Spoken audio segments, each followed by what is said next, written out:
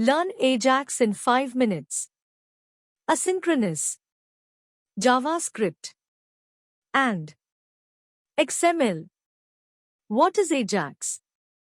AJAX is a set of web development techniques which allow web apps to work asynchronously, processing any requests to the server in the background.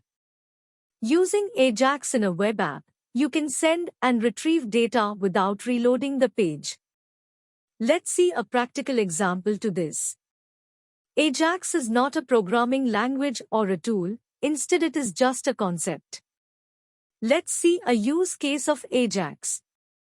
The Google autocomplete feature helps you complete your keywords while you are typing them. The keywords change in real time, yet the page remains the same.